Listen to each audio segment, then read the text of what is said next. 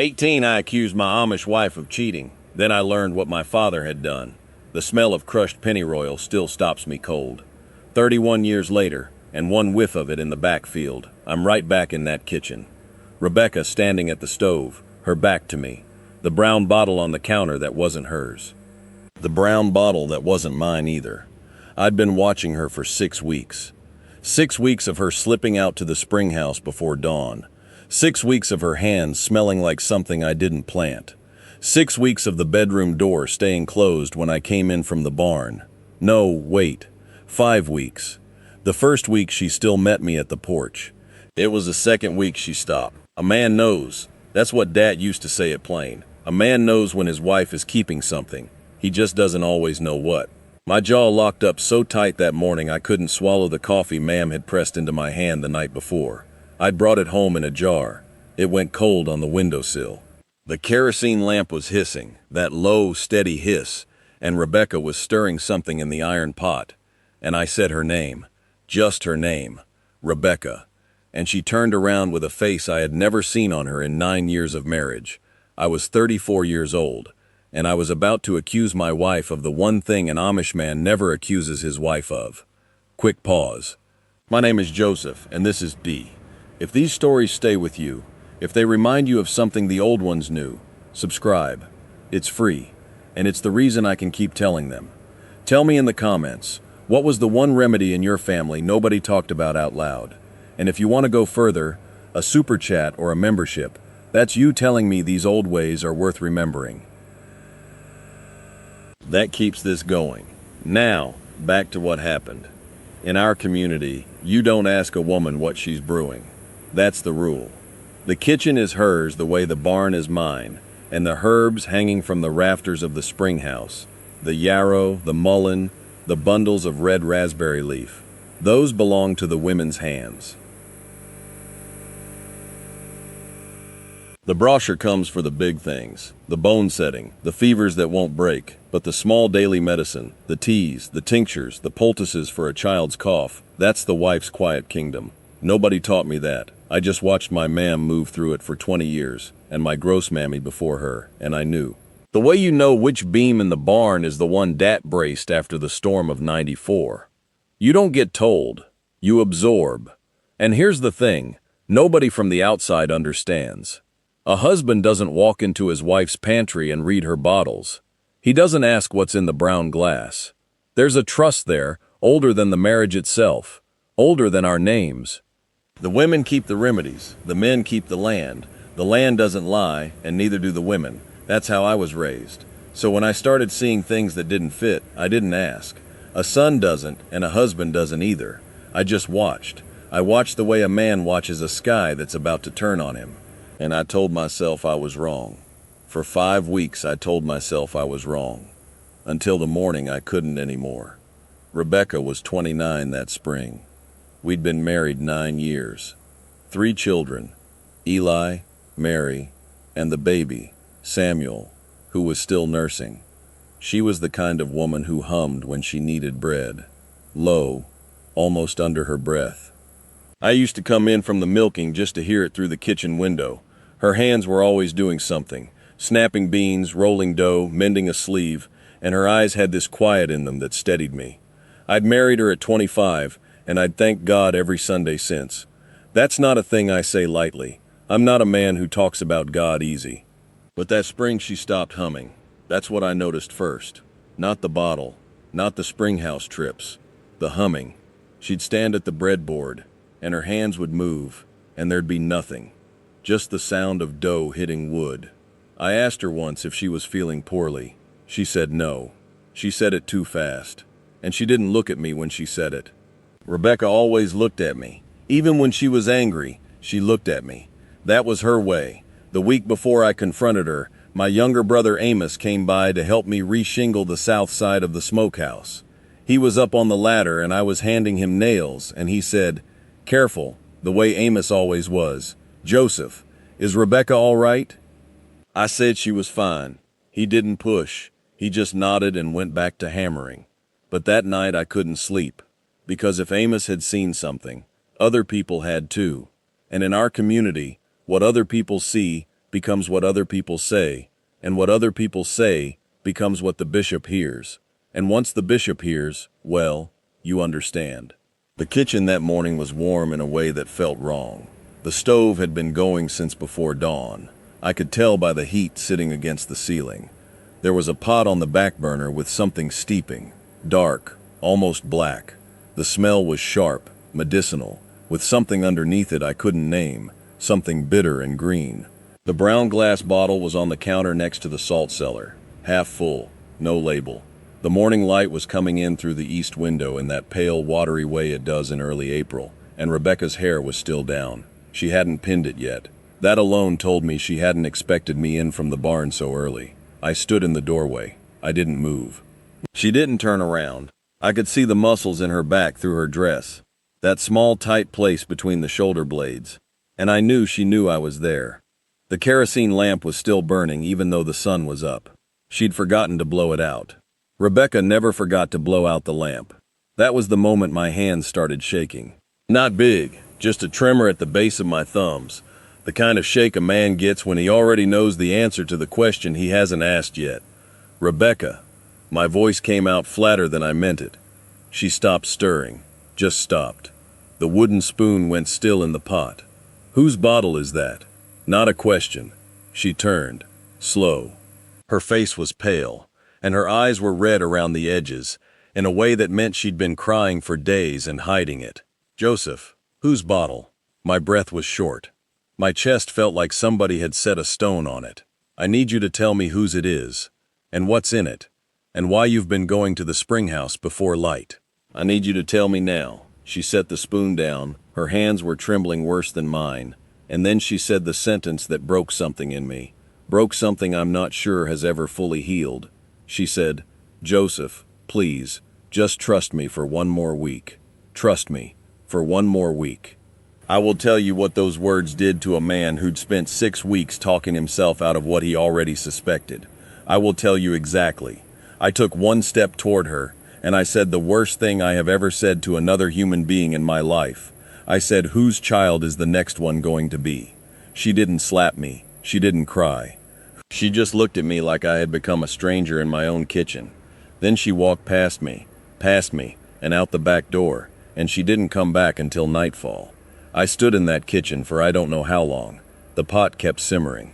The lamp kept hissing. Samuel started crying upstairs, and I couldn't make my legs move to go to him. Mary came down and saw my face and went right back up without a word. A 5-year-old knows. That's the thing. Children always know before the grown men do. Here is what I didn't know that morning, what I couldn't have known.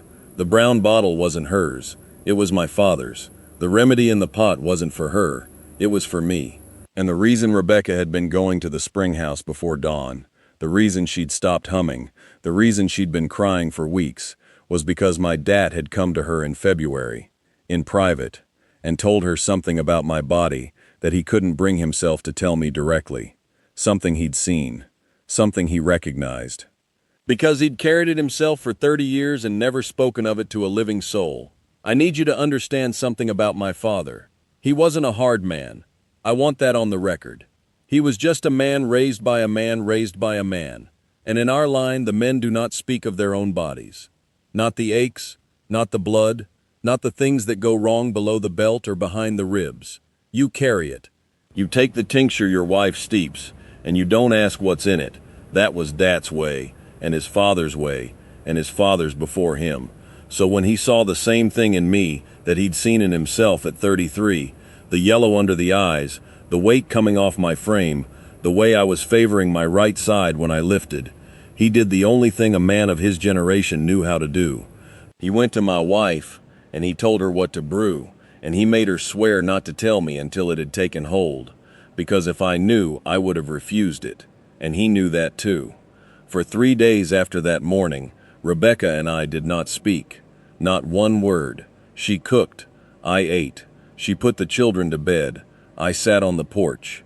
I slept in the spare room off the wash porch, with the door closed and the quilt my gross mammy had stitched the year I was born pulled up to my chin like I was a boy again. And every morning at 4:30 I heard her get up and go to the spring house. And every morning I lay there with my jaw locked and my hands shaking, and I told myself I was the most foolish man in Lancaster County.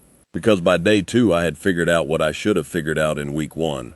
Rebecca wasn't the kind of woman who cheats.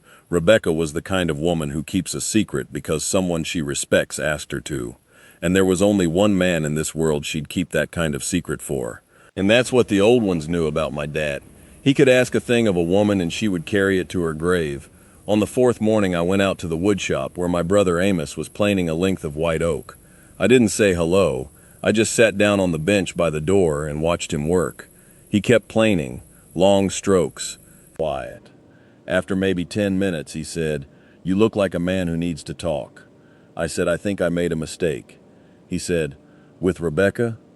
I nodded. He set the plane down. He looked at me for a long second. Then he said, very quiet, "Joseph, Dat came to see her in February." I felt the floor of the woodshop tilt. I gripped the bench. Amos kept his eyes on the oak. "He came to me too," he said, "about you. He didn't tell me what. He just said, 'Watch your brother, and don't ask him anything.' That's what the old ones knew about how to protect a man. You don't tell him, you build a fence around him out of women and brothers and quiet, and you hope he walks the right way inside it." 4 winters later, I would learn that this was not just my story. At a barn raising over in Gordonville, I was up on the second beam with an older man named Ezra Stoltzfus, must have been 62 at the time. No, 63. Dad always told me to get those years right, and we were eating our noon meal sitting on the loft edge with our legs dangling. Ezra was a quiet man, the kind who only speaks when something matters. He said to me, out of nothing, "My wife saved my life in 1979, and I didn't speak to her for a month, because I thought she was poisoning me." He didn't laugh. He didn't smile. He just said it, and bit into his sandwich. I sat there with my mouth open. And I understood, sitting on that loft beam, that there were men all across our settlement walking around with the same story buried in their chests. Their fathers had done the same thing. Their wives had carried the same secret, and not one of us had ever said a word out loud. It took me until I was 41 to find the word for what my dad had given me. I was sitting at the kitchen table on a Tuesday evening. Rebecca was canning tomatoes, the steam coming off the jars, Samuel doing his arithmetic across from me, and Rebecca said, very casual, without looking up, "Your father had it too, you know, the same as you. Gross Daddy treated him with the same root." She said it like she was telling me the weather. And I felt this jolt go through me, this physical thing, like somebody had laid a hand on the back of my neck. Because in 9 years she had never said it, not once. She had carried it for 9 years, because Dad had asked her to, and because I had been too proud, too late, to ask her again. I went out to the back field that night and I stood by the fence post until the sun came up. I didn't pray. I couldn't. I just stood there. For the boy who had stood in that kitchen accusing his wife of a thing she would never do. For that boy, I felt a grief I cannot describe. He was 34 and he thought he knew what trust was. He didn't. He didn't know the first thing. Trust isn't something your wife earns by explaining herself. Trust is what you give her when she can't. The land doesn't lie, and neither did Rebecca, and I had spent 6 weeks calling her a liar in my own head because the men in my line could not say the word sick out loud. What I grieved most was the silence between me and Dad. He died 2 years after that spring. Pneumonia, in the end, too fast for any tincture. And I never asked him about the bottle. I never thanked him. I never sat across from him and said, "I know what you did. I know why. I know it cost you something to ask my wife to do that."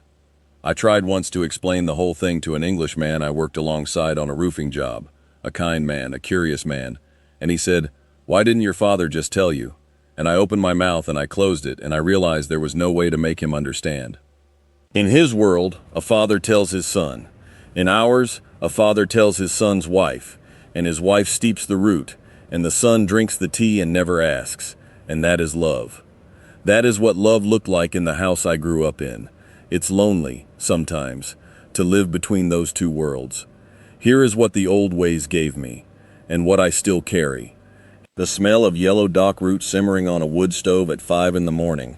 That smell is my wife's love, distilled down to something I can hold in my lungs. The weight of my father's hand on my shoulder the last fall he was alive, when he said nothing and I said nothing, and we stood at the edge of the south pasture watching the corn come down. That weight is still on my shoulder when I need it to be. And the taste of cold spring water from the pump after a long day in the hayfield, when my back is aching and my hands are raw and I'm 55 years old and still standing. That taste is the taste of a life that healed me without ever telling me it was healing me. I think what I learned is this: love dressed in plain clothes. That's what it was. My dad couldn't say, "Son, you're sick," and I know because I was sick, and here is what saved me. So he said it through Rebecca's hands, through a brown bottle on the counter, through a wife who would rather be falsely accused than break her word to a dying man. And Rebecca forgave me. She forgave me before I asked. She told me years later that the day I accused her was the day she understood how scared I was. Not angry, scared. She said a woman knows the difference. Tradition and truth can sit at the same table. They did at ours. They still do. If you grew up somewhere your father's love came through someone else's hands, if you grew up somewhere a man's body was a thing he carried alone until a woman quietly carried it for him, I see you. You carry something old and that is enough. You don't have to translate it for anyone who wasn't there. The fact that you remember the smell of the root, the shape of the bottle, the sound of your mother humming at the breadboard, that is the inheritance. That is the medicine. You don't owe anyone an explanation for why it still moves you. And to the one still inside the community, watching your wife steep something you don't recognize, trust her. To the one who left and misses the smell of the spring house, it's still in you. To the Englishman who feels something pulling you toward the old ways, listen to that pull. To the one whose grandfather knew a remedy he never wrote down, go ask your grandmother before it's too late. And to the one who lost someone modern medicine couldn't save, your grief is not foolish, and the old ways are not foolish either. Wherever you are in this, I see you, and you are not alone. Tell me in the comments, was there ever a time someone in your family healed you in a way you didn't understand until years later? I want to read every one of them. There is so much more I haven't said yet. There are remedies I haven't been ready to share. The things my gross-daddy did with a copper penny and a length of red thread. The night the brochure came for my son. But I'm getting closer. If you want to hear those, stay with me at Dalther. Subscribe so the next one finds you. And if a super chat or a membership feels right, that's you saying these old ways are worth keeping. That's what carries this forward. Trust her hands. They know more than you do.